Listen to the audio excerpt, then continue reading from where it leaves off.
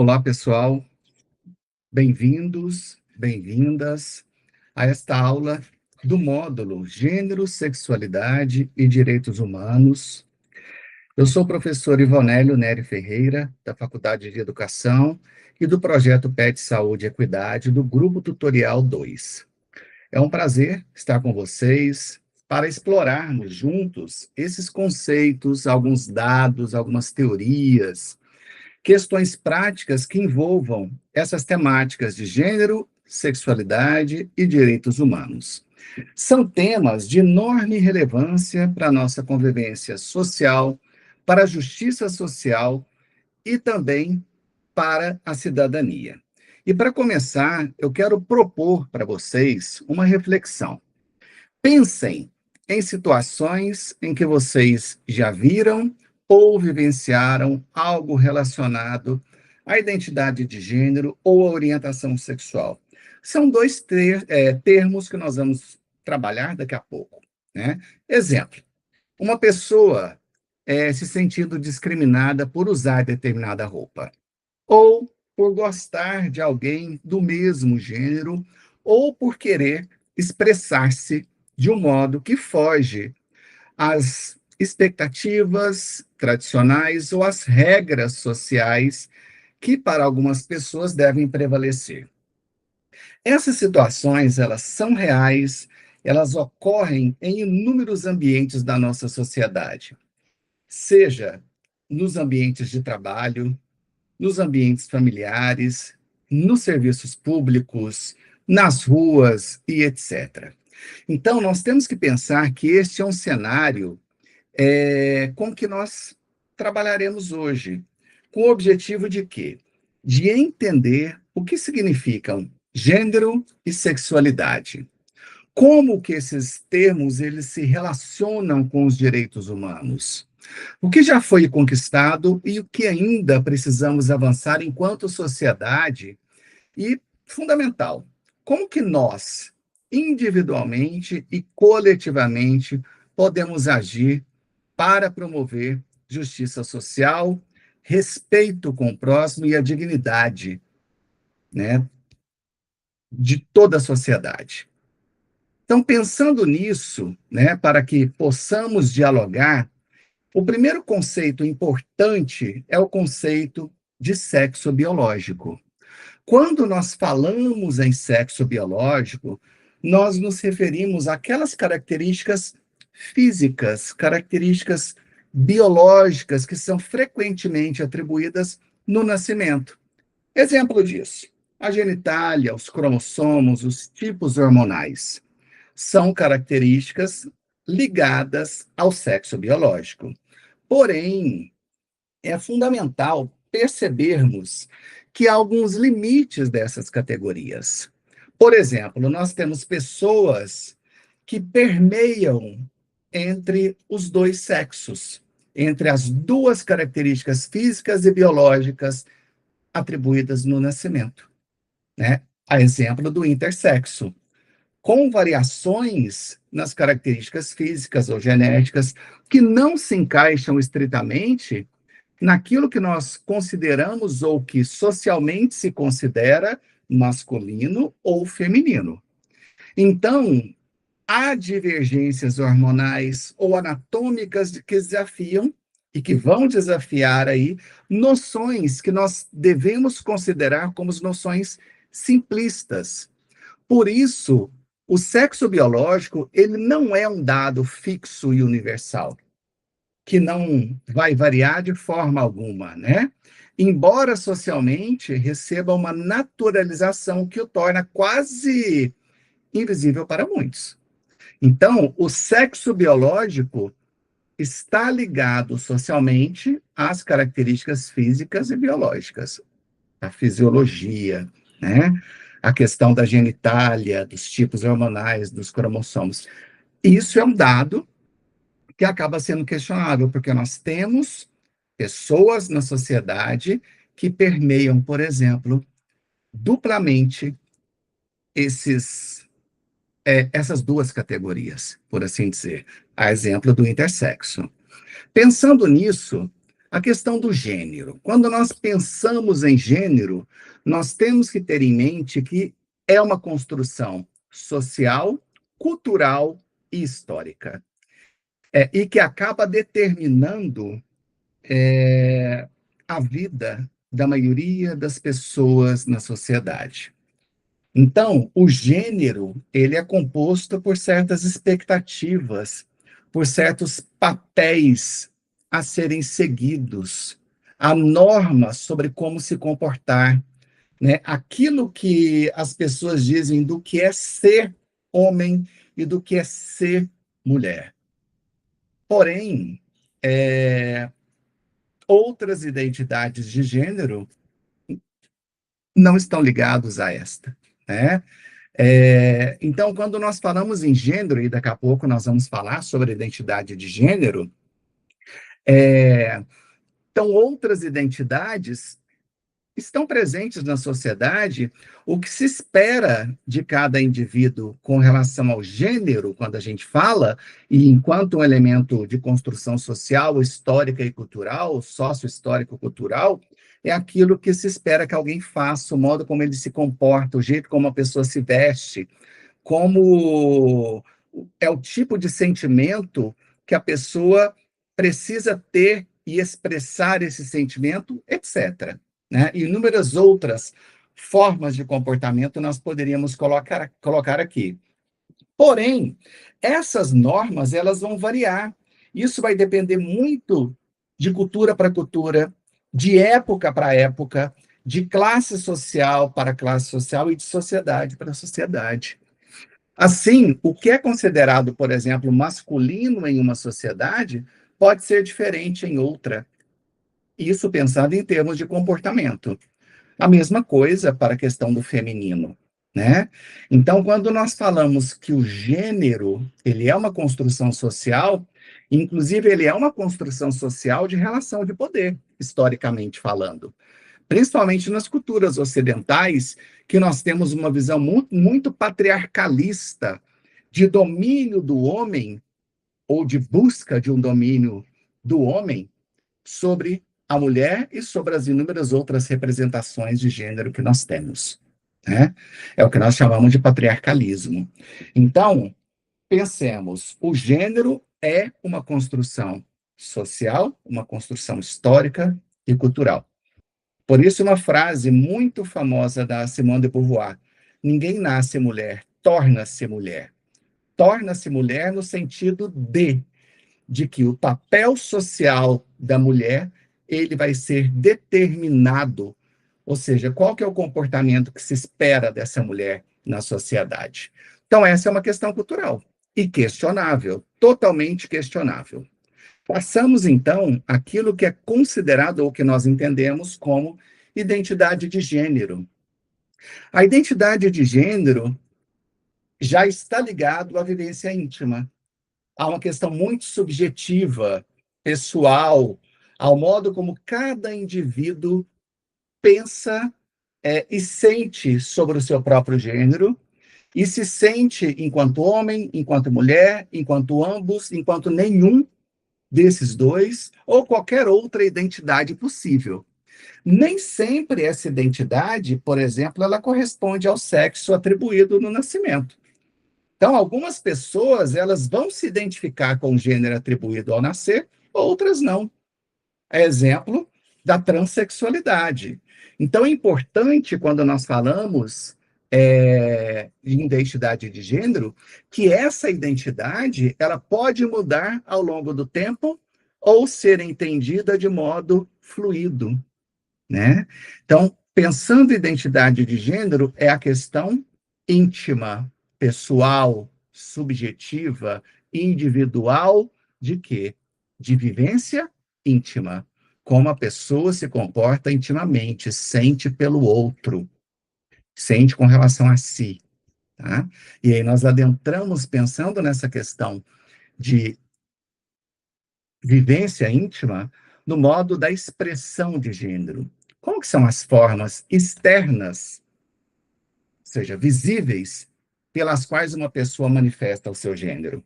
Roupas, corte de cabelo, modo de andar, de falar, de agir, os gestos que as pessoas usam. Então, quando nós falamos em expressão de gênero, né, nós temos que pensar que a expressão de gênero ela é vista culturalmente como algo correspondente a normas de gênero. E quando não corresponde a uma norma atribuída ou uma norma em que a sociedade espera do outro, pode haver, então, o quê? Discriminação, violência ou marginalização de sujeitos em virtude do quê? De sua expressão de gênero. O modo como nós nos expressamos diante daquilo que nós somos efetivamente. Porém, a sociedade espera algo de nós. Por vezes, se o meu modo de expressão de gênero não corresponde ao modo socialmente esperado, isso pode gerar, então, discriminação, violência ou marginalização. Então, a expressão de gênero pode variar mesmo para uma mesma pessoa, né? Ao longo da vida, de acordo com o contexto, com as suas vontades e com as suas necessidades. O que vale é o respeito. Além disso, é importante pensar em orientação sexual, desejo, afetividade, né? Observe, nós já falamos do sexo biológico, já falamos de gênero, o modo como nos identificamos, a identidade de gênero, o modo como nos expressamos, a expressão de gênero. E nós falamos, então, agora de orientação sexual. Orientação sexual, desejo, afetividade. Esta dimensão, quando nós falamos de sexualidade, refere-se a quem somos atraídos afetivamente, romanticamente ou sexualmente. Então, as categorias comuns incluem heterossexualidade, homossexualidade, bissexualidade, pansexualidade, assexualidade e inúmeras outras. Vai ficar nos slides para vocês e também um material sobre a sigla LGBTQIAPN+, destrinchando ali cada um desses termos para uma compreensão dessas questões. Tudo isso é orientação de gênero. Por exemplo, a heterossexualidade se orienta pelo desejo do sexo oposto, né? Por exemplo, de um homem com uma mulher. A homossexualidade voltada para um homem e um outro homem, ou uma mulher e uma outra mulher, e assim por diante. Como vocês poderão acompanhar e ter acesso aí a respeito da sigla LGBTQIAPN+. É importante pensar que a orientação sexual ela não determina a identidade de gênero, nem a expressão de gênero. Por exemplo, alguém pode ser cisgênero ou transgênero e ter qualquer orientação sexual. Então, isso é totalmente passível, tá? Então, a orientação de gênero é o modo como eu sinto e eu me sinto atraído afetivamente por outra pessoa. Por isso, a heterossexualidade, a homossexualidade, a bissexualidade e outras formas de orientação, que são múltiplas. Tá? Além disso, vocês vão encontrar, a partir da sigla que eu já citei para vocês e que vocês terão um acesso específico das definições, outras categorias que são relevantes. Como eu falei lá na questão inicial, o intersexo, que são pessoas com variações biológicas que não se encaixam nas definições daquilo que é colocado como típico do masculino ou do feminino, no que se refere, por exemplo, à genitália, a cromossomos ou hormônios. A não binariedade, o gênero fluido, a normatividade de gênero, a heteronormatividade. Exemplo, quando nós falamos em não binariedade, gênero não conforme ou gênero fluido, Nós falamos de identidade de gênero que não se limitam à oposição homem-mulher, ou que não se sentem plenamente representadas pela categoria binária homem-mulher. Então, por exemplo, que transitam ali entre os dois gêneros, mas não estão marcados pela questão da genitália, do cromossomo, dos hormônios, por exemplo. Não necessariamente, né? Quando nós falamos em normatividade de gênero ou heteronormatividade, pensem no termo. O que é considerado algo normativo que deve ser seguido, né? É um conjunto de normas que pressupõem, e aí essa palavra é fundamental, a pressuposição. Então, é um conjunto de normas que pressupõem que exista apenas homem e mulher, o que é uma falácia. Isso já é mais do que negado, comprovado, né, de que homem deve agir como homem ou mulher deve agir como mulher, dentro da questão da heteronormatividade. Estou falando aqui, tá? Né? E de que heterossexualidade é um padrão ou algo normal e de tudo aquilo que está fora da heterossexualidade é algo anormal. Então, quando nós falamos em normatividade de gênero ou heteronormatividade, é aquilo que é dito como padrão ou como normal. Então, para muitas pessoas, dentro da heteronormatividade, o que é normal? Homem e mulher. Então, essas normas têm poder sobre comportamentos, sobre políticas, sobre expectativas e sobre opressões também. E sobre a morte de muita gente.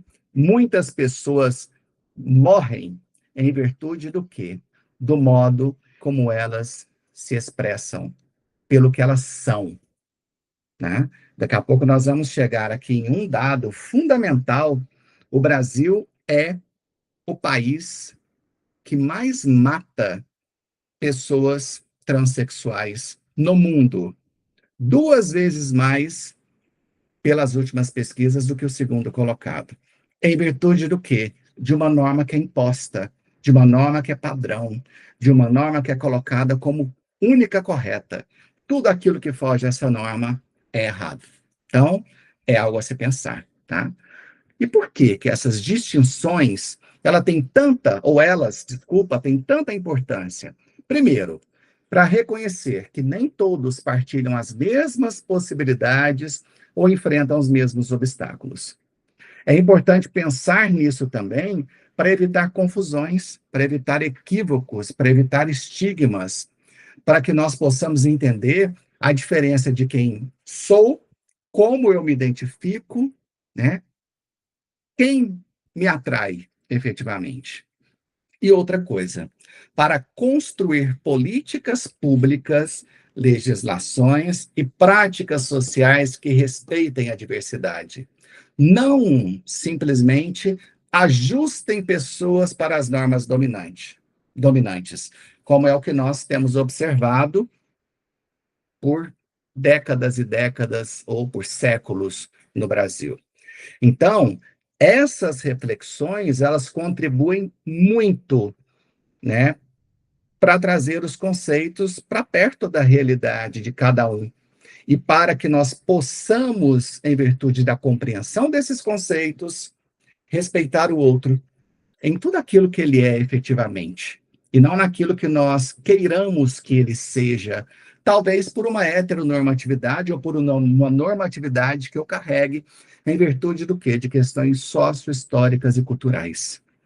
Então, partindo um pouco para outras questões, é fundamental que nós pensemos naquilo que é chamado de algumas teorias críticas de gênero e sexualidade. Por quê? Então, agora que nós falamos desses conceitos, vamos nos aprofundar, então, em algumas teorias, em algumas correntes críticas que ajudam a compreender de que forma o gênero e a sexualidade são construídos socialmente, mantidos por normas e poder, e também como resistências que vão se formando para quê? para uma valorização da vida, do humano. Essa é a questão. Daqui a pouco nós chegaremos na questão dos direitos humanos. Então, nós precisamos compreender as diversas perspectivas, suas contribuições e os seus desafios. Um exemplo disso é aquilo que é chamado de feminismo, mas que eu prefiro colocar aqui de uma forma plural, feminismos. O termo, né, é muito mal compreendido pela maioria da sociedade. Ele abriga muitas correntes teóricas. Não existe um só feminismo, um só modo de pensar a potencialidade do feminismo em si. É importante reconhecê-las, ou reconhecer esses vários termos para não reduzir.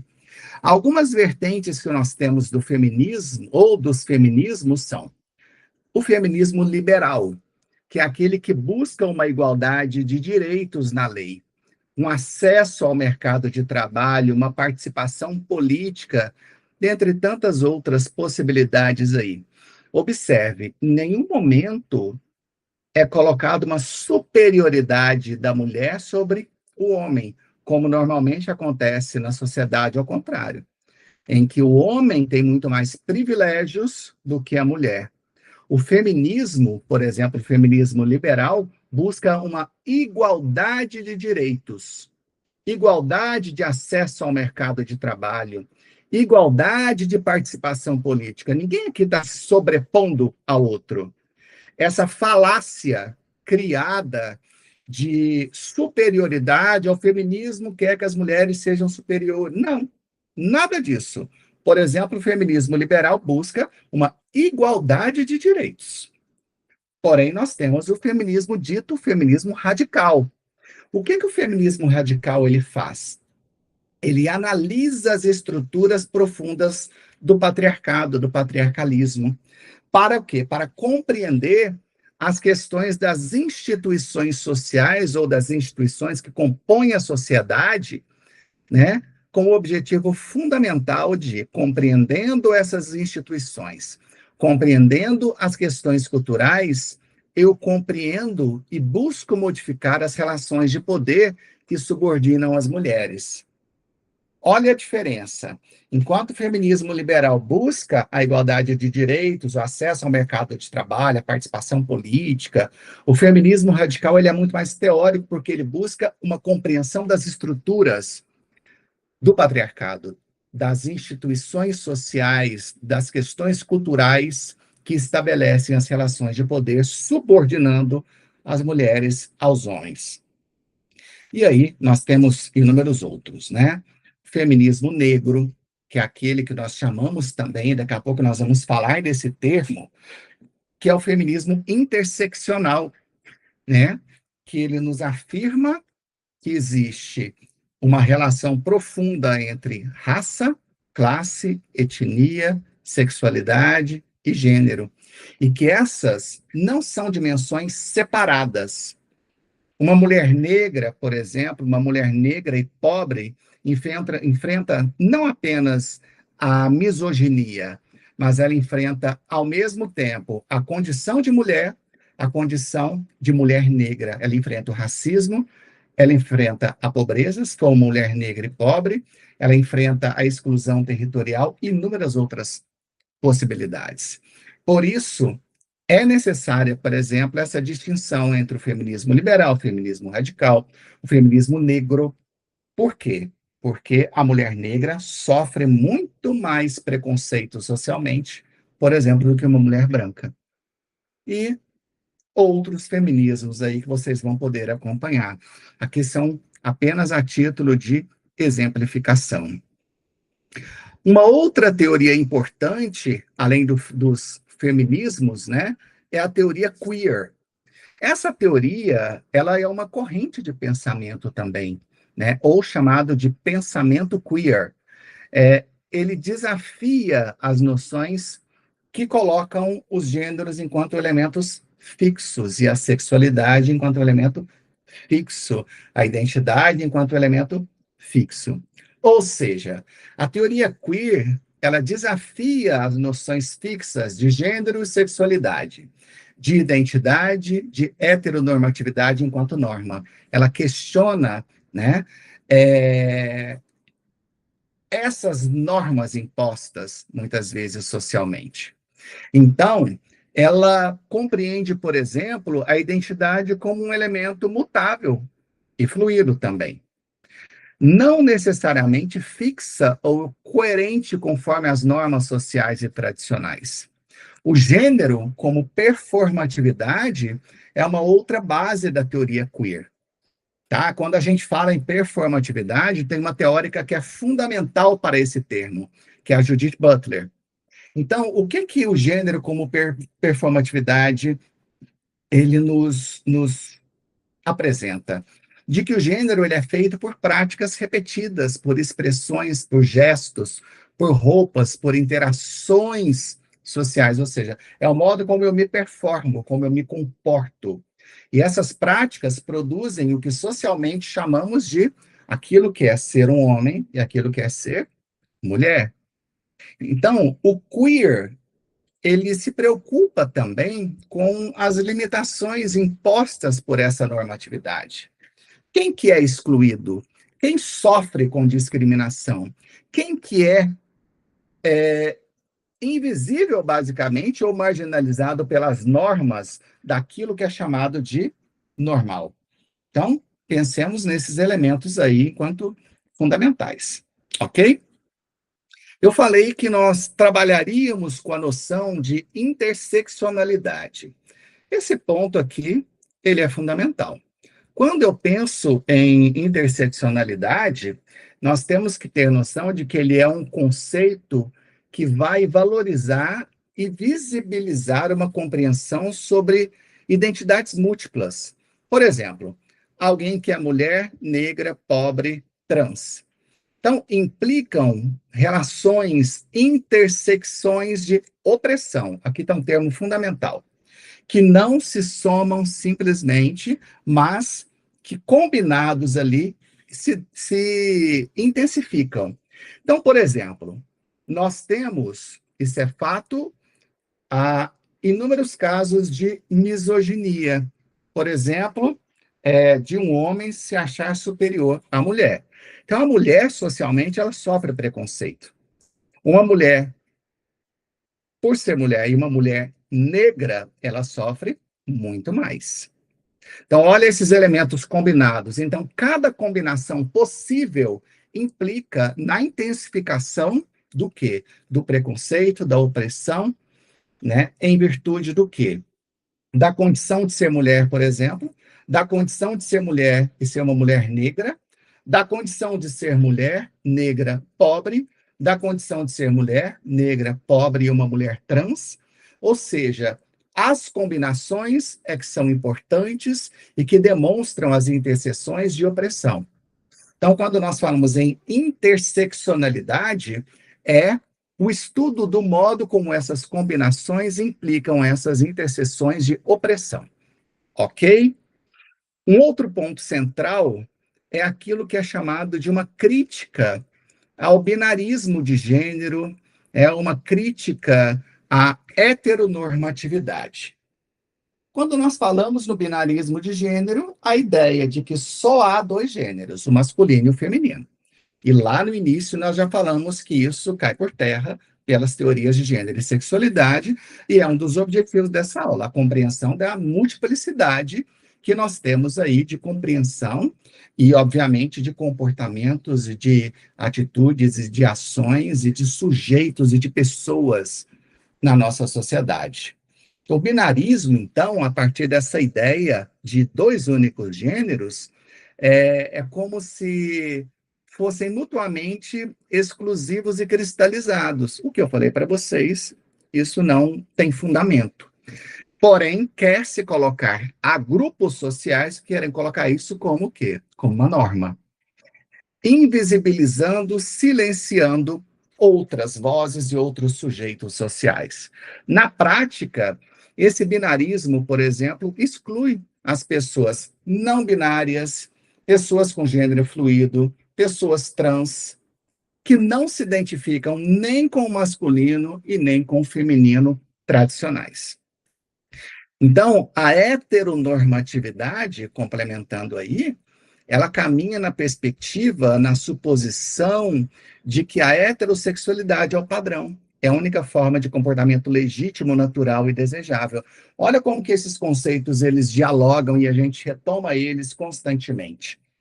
Então, essa normatividade implica discriminação e invisibilização de orientações sexuais diversas. Ok? Tranquilo? Espero que sim. E aí, nós temos alguns debates contemporâneos e algumas disputas muito fortes.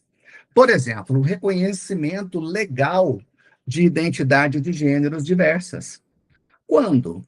Como? Se com ou sem exigências médicas, psicológicas, etc. Outro ponto de um debate, de uma disputa contemporânea, é a discussão sobre categorias fixas versus aquelas categorias fluídas de gênero. Olha aí, nós voltamos para as mesmas questões. Tudo isso só existe em virtude do quê? De uma norma, da heteronormatividade. Tá? As tensões entre liberdade de expressão, seja cultural, seja religiosa, né, e direito de pessoas LGBTQIAPN+, se chocam também. O papel da mídia, dos meios de comunicação, das redes sociais de educação, como que esses papéis eles reforçam ou eles desafiam as normas de gênero e a sexualidade, né? Sem criar estereótipos ou mentiras sobre os seus papéis na sociedade. Os impactos, por exemplo, se nós falamos de patriarcalismo, é necessário compreender de que forma o colonialismo, né, o imperialismo cultural e a globalização interferem nesse processo. Como que valores ocidentais influenciam percepções e práticas de gênero e de sexualidade? E, ao mesmo tempo, como que culturas locais resistem ou elas se readaptam a essas normas? Então, isso, um exemplo, quando, já que eu falei da questão do colonialismo, né? A questão do patriarcalismo está muito voltado a quê? Ao fato da invasão que sofremos de Portugal e do colonialismo que nos foi imposto aí durante séculos. Que aí, obviamente, isso carrega, né, as bases do patriarcalismo.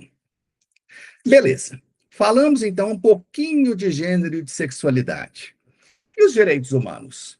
Né? Vamos fazer um pouco das relações aí dos direitos humanos a respeito dessas noções de gênero e sexualidade, conectar essas teorias com a questão do direito, olhar os instrumentos internacionais, os regionais, os nacionais, que protegem direitos humanos em sua relação com gênero e sexualidade.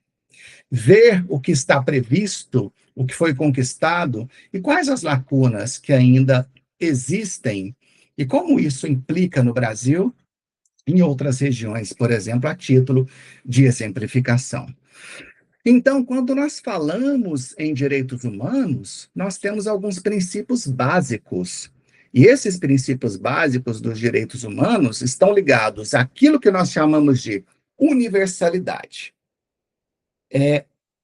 E aí, olha que interessante, nós temos gênero e sexualidade, que já é muito mal compreendido e deturpado socialmente, e nós temos direitos humanos, que é um outro termo, né, fundamental, necessário, mas também muito mal compreendido e às vezes intencionalmente mal compreendido para que os direitos humanos não cheguem à maioria das pessoas que realmente precisa dos direitos humanos, né? Que é a população pobre, por exemplo, que nem não tem acesso a certos direitos. Então, quando nós falamos em direitos humanos, nós falamos em universalidade. Todos os seres humanos, independente de quem seja, em todos os lugares, têm todos os direitos sem discriminação.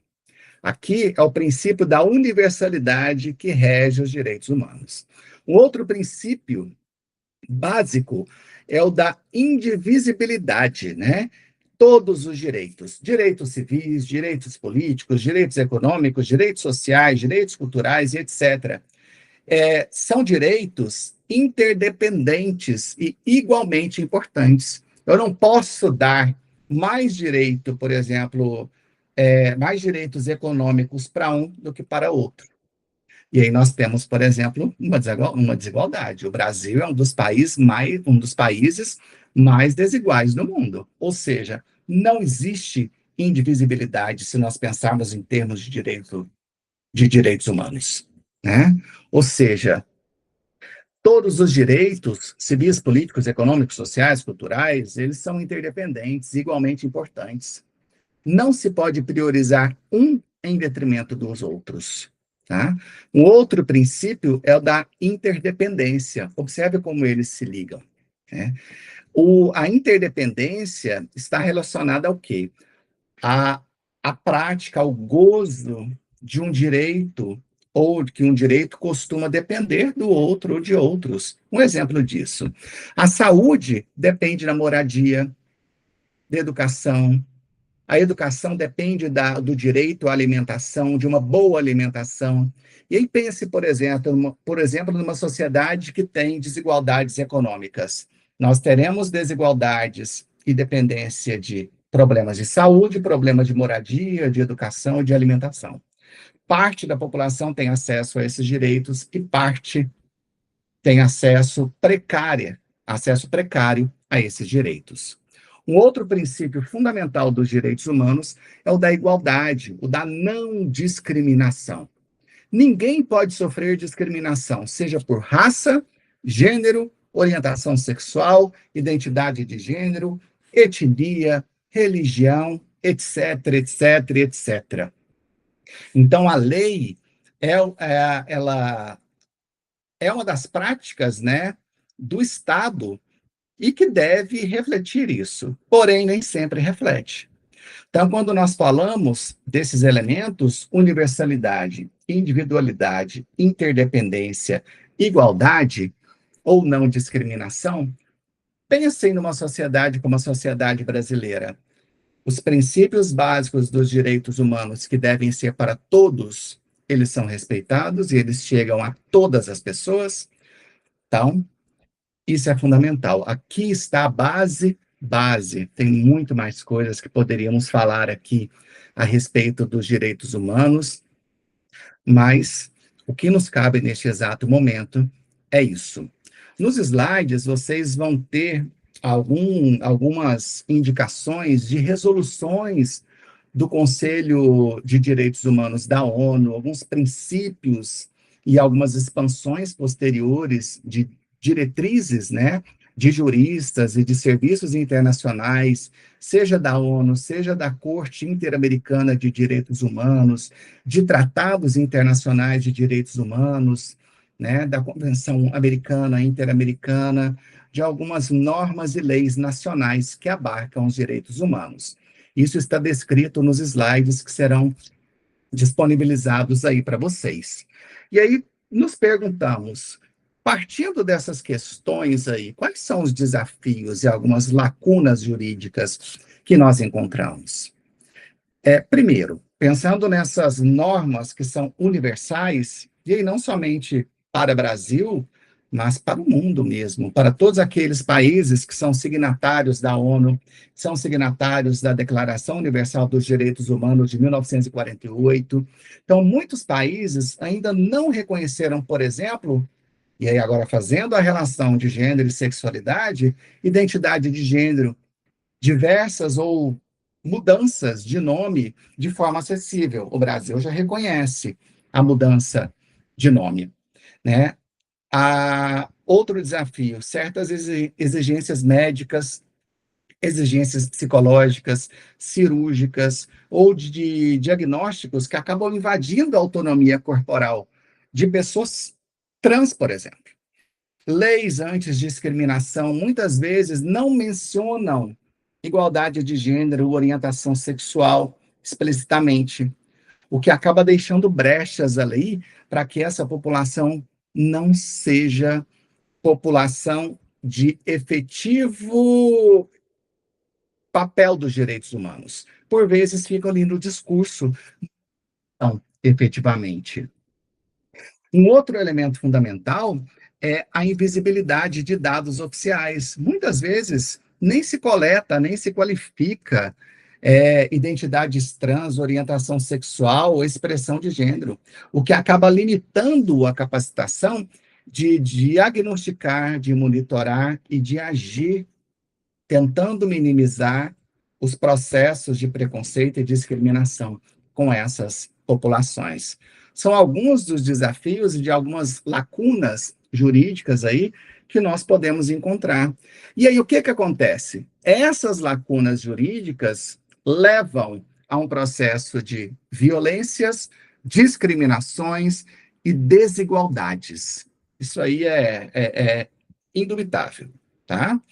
E aí nós temos que pensar que existe uma realidade muito concreta que nós temos que refletir, né? Como gênero, sexualidade, identidade de gênero, expressão de gênero se traduzem para muitas pessoas em experiências de violência. Como que essa violência chega até essas pessoas? A discriminação, a exclusão social. E então, nós temos alguns dados, alguns perfis, múltiplas formas de opressão, suas manifestações, e aí nós temos que pensar que, por vezes, são manifestações visíveis e invisíveis, e pensar como que elas se entrelaçam. Então, quando nós falamos em violência contra pessoas trans, contra pessoas travestis, no Brasil, em 2023, por exemplo, nós tivemos 145 assassinatos de pessoas trans, travestis e mulheres trans. Isso aí, segundo dados oficiais, né, o dossiê ANTRA. Isso representa uma média aproximadamente de 12 assassinatos por mês, ou seja, uma morte a cada 2 dias. Então, isso é absurdo, né? Por que que essas mortes ocorrem efetivamente? Em virtude da normatividade imposta. É um dos motivos, né? Outro dado fundamental, em 2024, esse número caiu para 122 assassinatos de pessoas trans e travestis, segundo a mesma fonte. Então, apesar de uma queda, o Brasil permanece, né, pelo 17º ano consecutivo como o país com maior número absoluto de assassinatos de pessoas trans no mundo. Isso é vergonhoso. Então, são apenas alguns dados de violência contra pessoas trans e contra travestis. E quais são as outras formas de discriminação que nós podemos compreender aí? Violência física, violência psicológica, violência sexual, violência institucional. Por exemplo, negativa de atendimento em ambientes de saúde.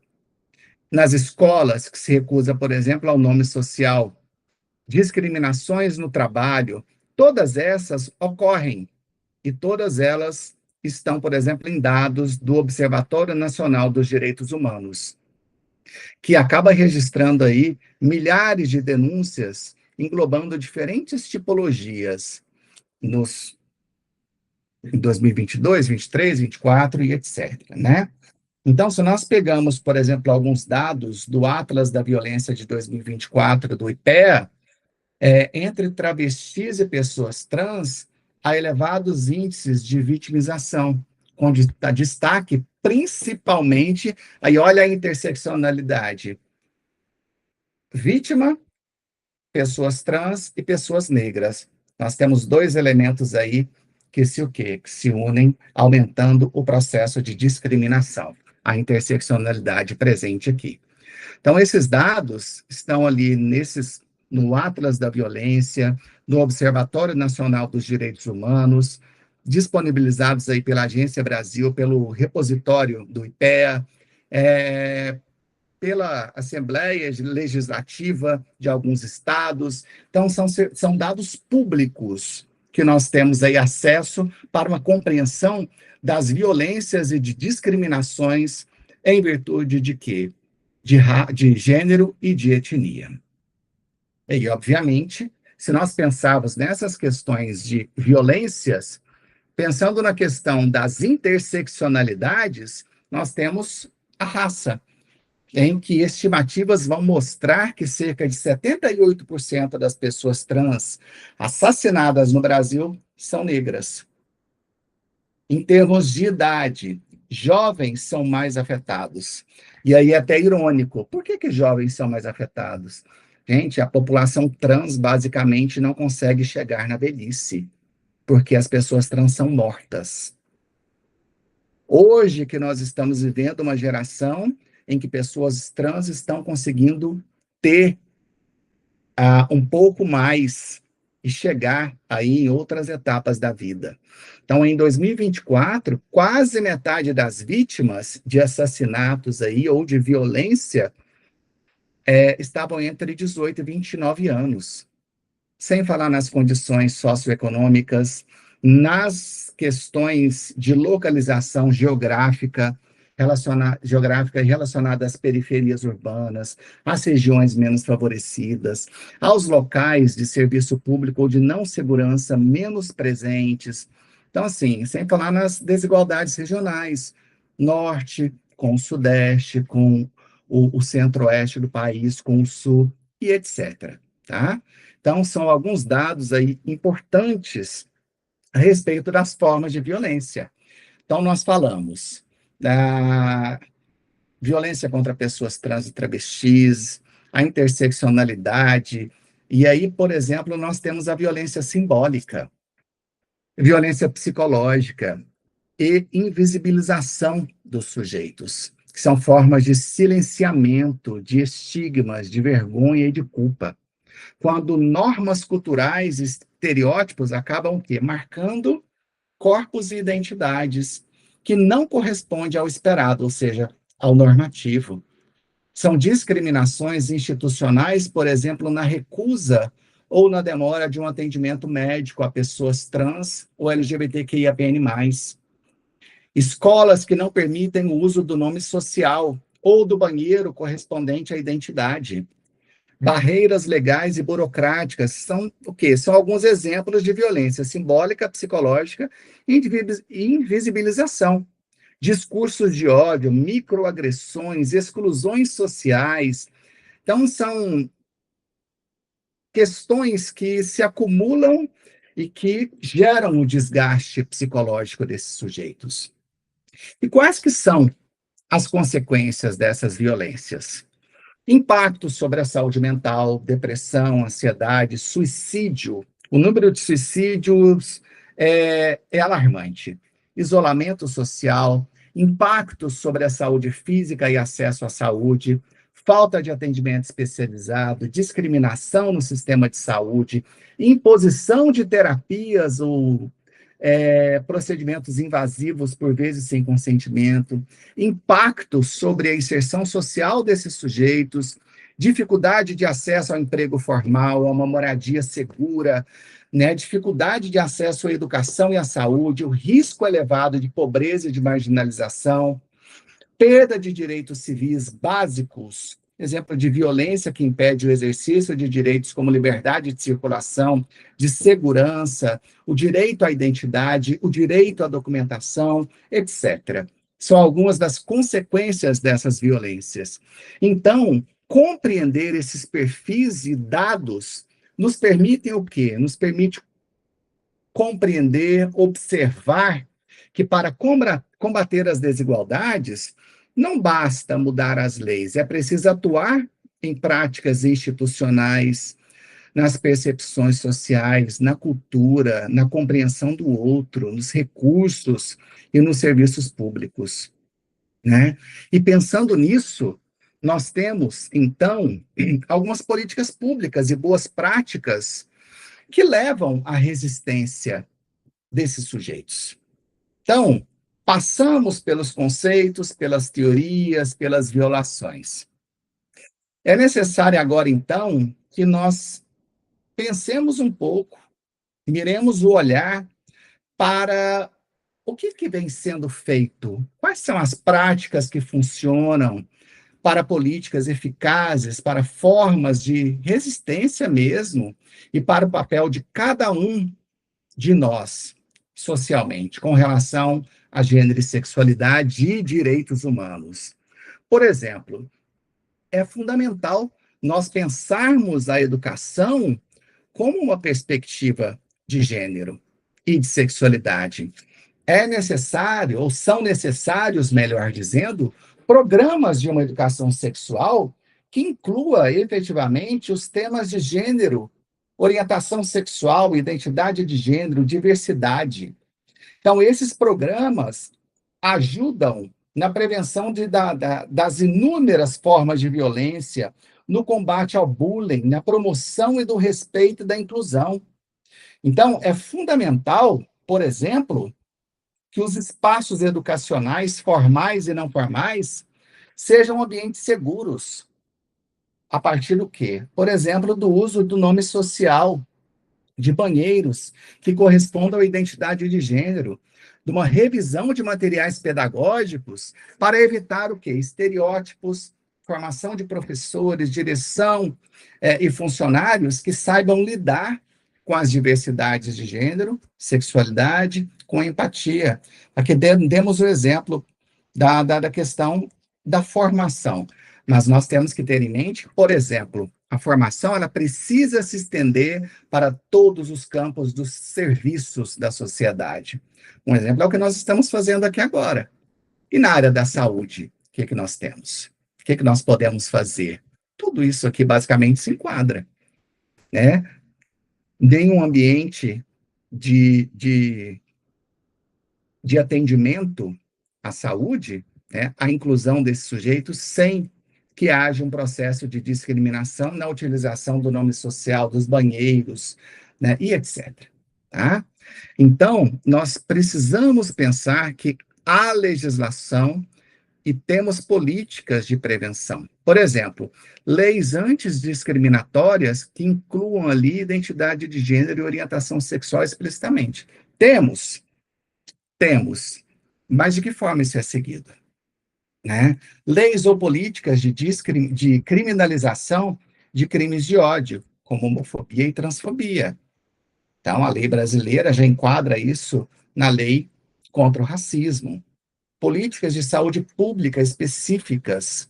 Isso é fundamental, atendimento de pessoas trans, saúde sexual, prevenção do HIV/AIDS nas unidades de saúde voltadas especificamente para esse público, acesso a terapias de afirmação de gênero sem exigências ou sem outras exigências, reconhecimento legal do nome social, de gênero em documentos oficiais e etc. Né? São algumas ações fundamentais. Então, programa de inserção no mercado de trabalho para pessoas trans e travestis, visando reduzir a discriminação laboral mesmo.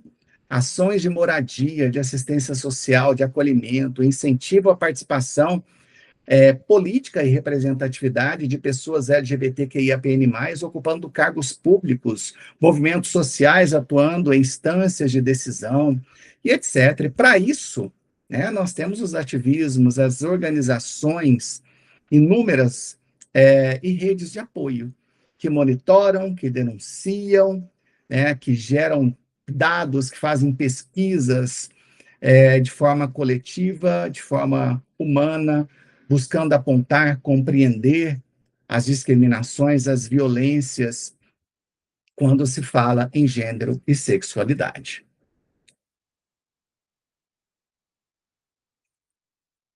Porém, quando nós pensamos nessas políticas públicas e nessas ações, nós temos inúmeros desafios a enfrentar.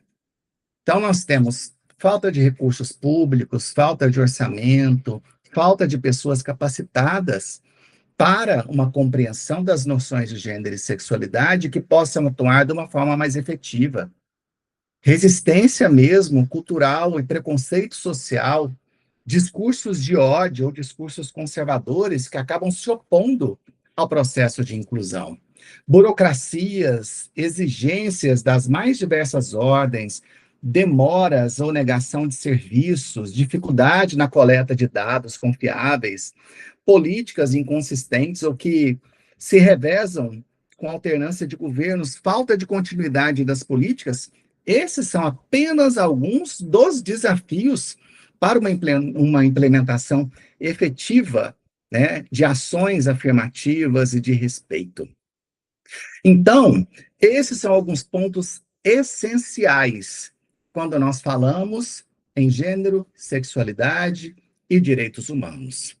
Então, em síntese, né, já que nós estamos chegando ao final deste primeiro momento, é esperado uma compreensão dos conceitos de gênero, sexualidade, identidade de gênero, expressões de gênero, orientação sexual, intersexo, não binariedade, né, enquanto elementos distintos.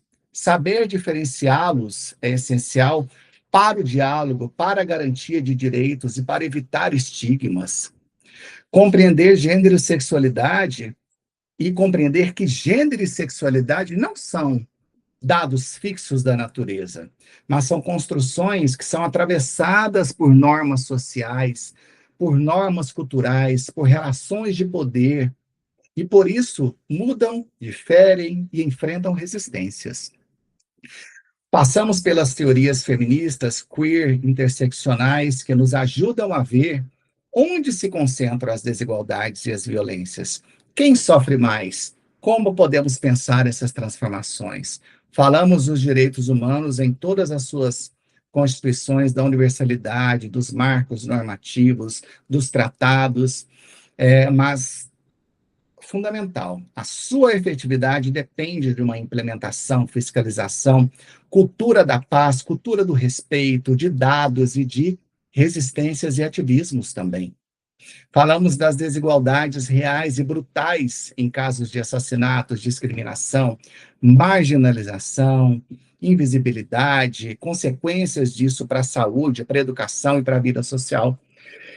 Então, nós temos uma gama de políticas, de práticas e de ações afirmativas que funcionam, mas que precisam de continuidade, de recursos, de convicção política e de sensibilização social, né? Então, eu convido vocês a refletir em que medida no nosso local de trabalho, em nossos locais de convivência, você reconhece ou nega as identidades de gênero e as orientações sexuais diversas? Que atitudes diárias nós podemos adotar para contribuir para uma maior inclusão no tratamento interpessoal, no discurso, no apoio institucional ou até mesmo na denúncia de casos múltiplos? Que tipo de posição, de mobilização social você se sente capaz de participar ou de promover? Tá? Então, esses são alguns elementos fundamentais trabalhados no módulo sobre gênero, sexualidade e direitos humanos. Agradeço muito a participação de vocês. Tá? Fica um material também explicativo sobre a sigla LGBTQIAPN+. Então, muito obrigado.